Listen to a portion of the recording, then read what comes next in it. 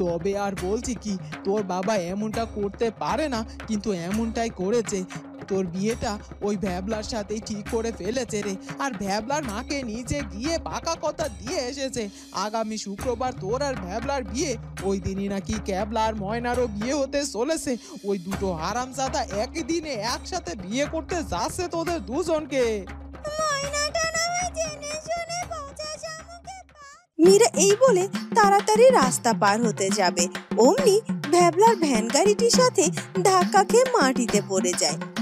আর সাথে সাথে কি ওই রাজপুত্রের এত দেমাগ, সে আমার বলা দাম ধরে কিছুতে আমার কাছে সুতো বিক্রি করলো না, আর কারোর কাছে জুত করতে। রেশমি সুতাগুলো এখনো জাহাজে আটকা পড়ে আছে। রেশম সুতোগুলো এখনো কোনো সর্দারের কাছে তিনি বিক্রি করতে পারেননি। রাজপুত্র এখনো।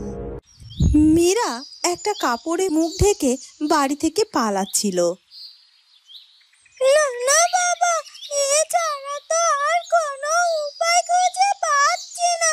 এই মোক্ষম সুযোগ, বাবা বাড়িতে নেই, এই সুযোগে আমাকে বাড়ি থেকে পালাতেই হবে।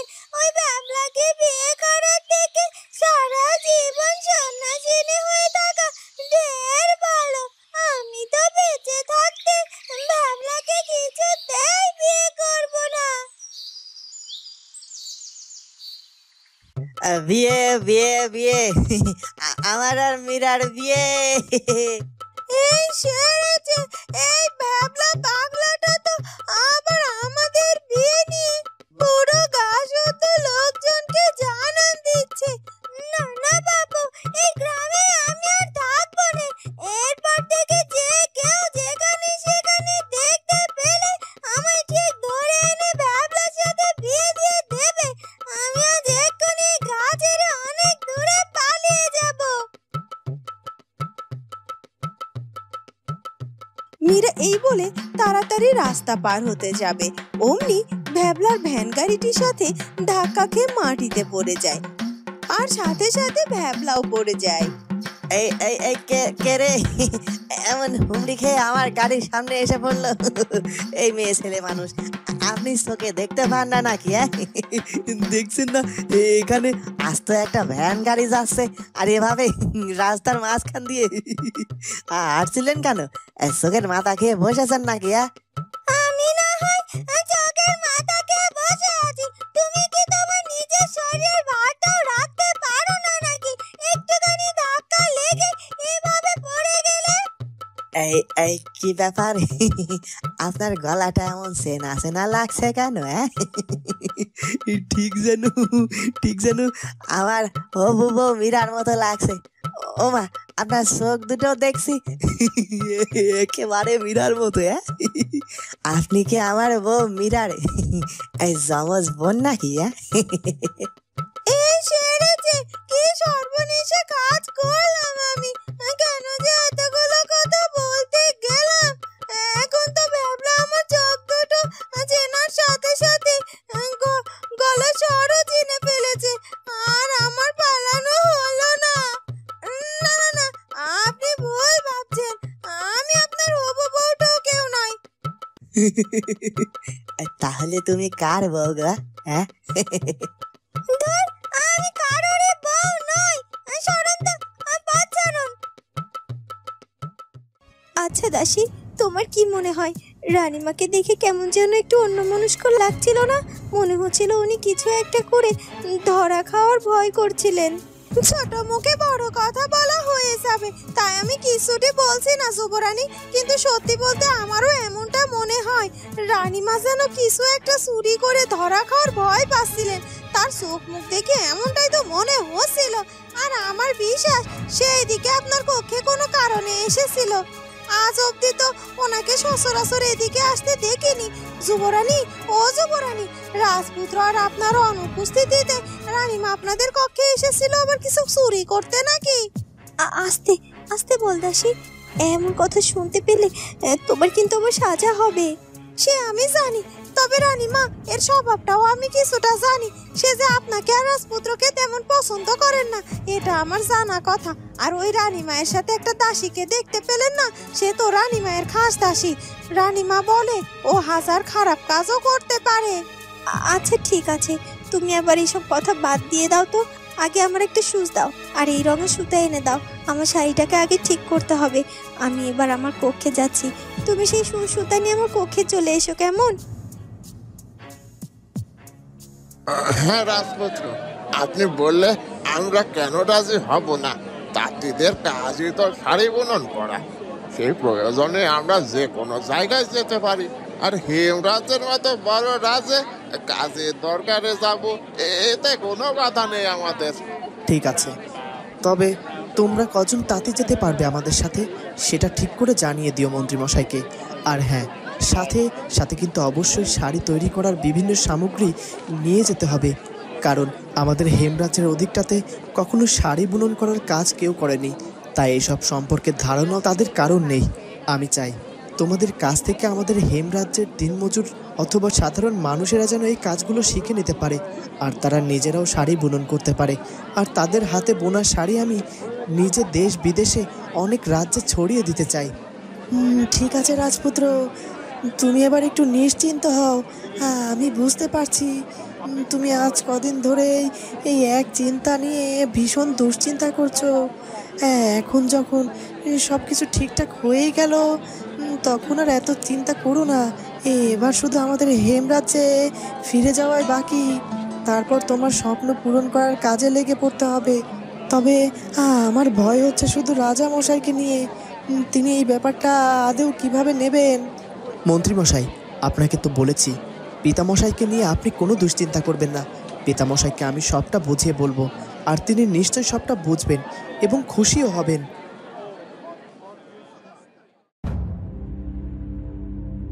মহারাজ, অসময়ে আপনাকে বিরক্ত করার জন্য আসলে আমি খুবই দুঃখিত। আসলে আমি খবর নিয়ে এসেছি রাজপুত্র এখনো তার বাণিজ্যে সফল হতে পারেনি। রেশমি সুতাগুলো এখনো জাহাজে আটকা পড়ে আছে। রেশম সুতোগুলো এখনো কোনো সর্দারের কাছে তিনি বিক্রি করতে পারেননি। রাজপুত্র এখনো সুতো বিক্রি করতে পারেনি? কিন্তু কেন? আমি তো আগে থেকেই সব ঠিকঠাক করে রেখেছিলাম। শুধু সর্দারের কাছে সুতোগুলো পৌঁছে দিলেই রাজপুত্রের কাজ শেষ।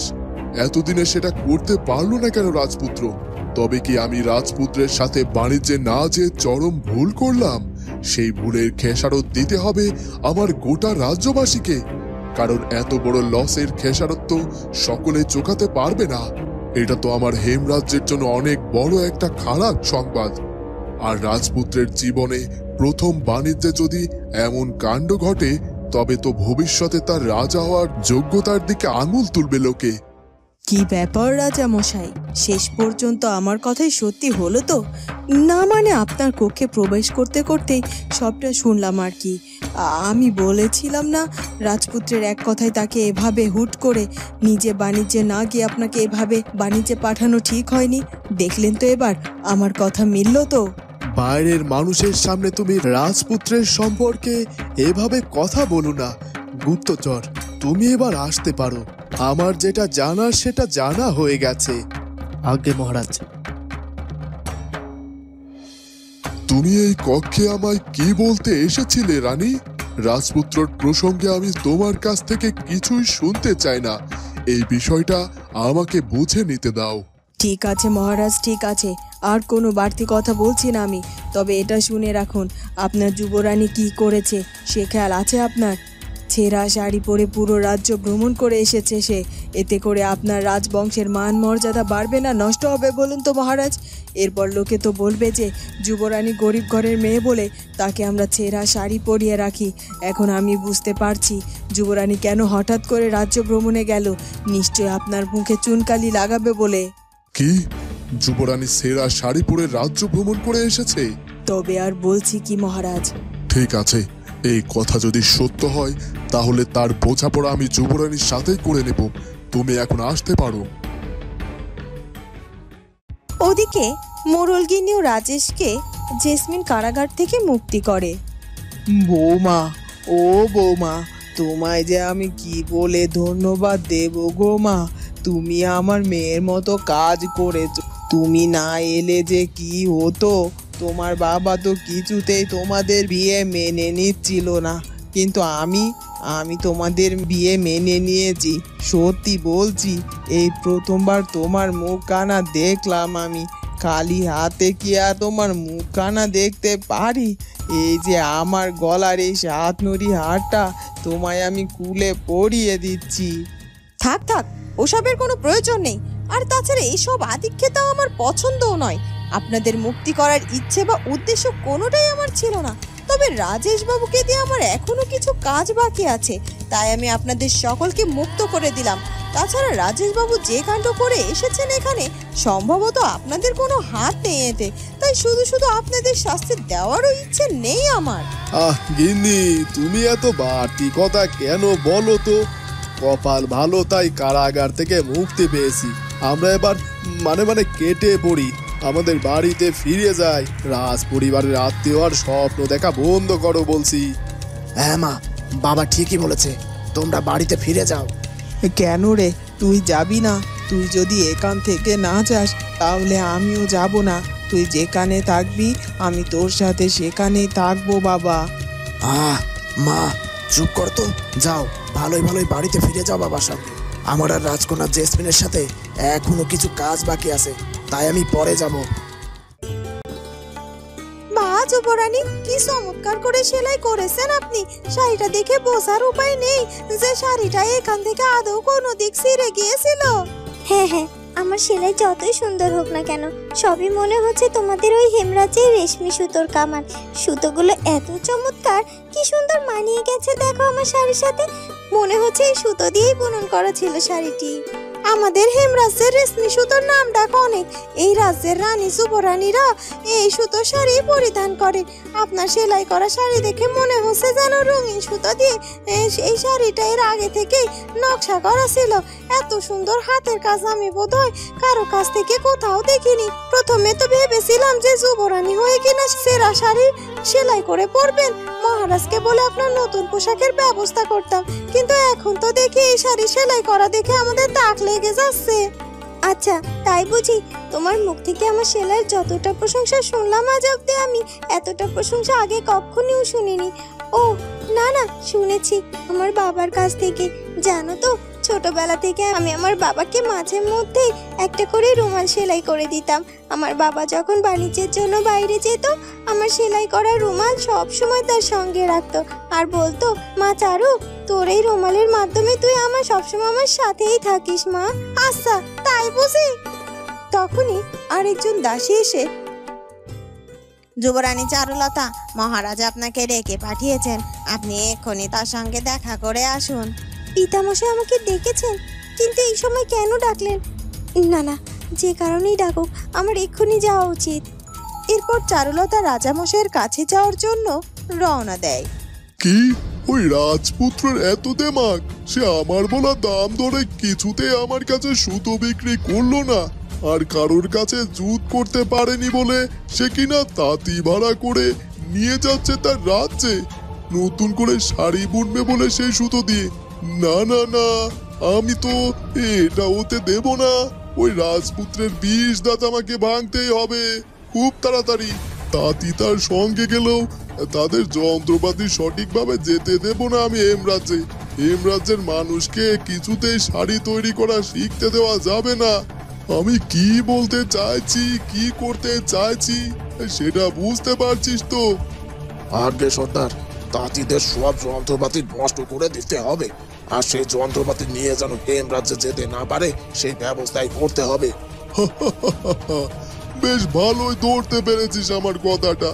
আসলে আমার সাথে থাকতে থাকতে শয়তানি বুদ্ধিটা তোর বেশ ভালোই হয়েছে। যা, এবার আমার মন মতো কাজটা হাসিল করে আয়। তুমি নিশ্চয় বেশ ভালো আছো তাই না চারুলতা? নিশ্চয় আমার কথা মনে পড়ে না তোমার। জানো চারুলতা, তোমায় এখনো চিরকুট লেখার জন্য আমার হাতের ভেতরটা কেমন নিষ্পিস করে, কিন্তু না, আমি আমার হাতকে কষ্ট করে হলেও আটকে রেখেছি। আমি আর কখনোই কোনো চিরকুট পাঠাবো না তোমার উদ্দেশ্যে। শুধু শুধু তোমায় বিরক্ত করে কি লাভ বলো? তুমি বরং তোমার মতোই ভালো থাকো। বেশ ভালোই হয়েছিল রাজ্য থেকে অনেকটা দূরে ছিলাম বলে, কিন্তু এখন তো আমায় আবার রাজ্যে ফিরে যেতে হবে। তবে আমি মনে মনে তোমায় কথা দিচ্ছি, রাজ্যে ফিরে গেলে আমি তোমার আশেপাশে না থাকার চেষ্টা করব, যেন তুমি আমার জন্য অস্বস্তি বা বিরক্ত না হও।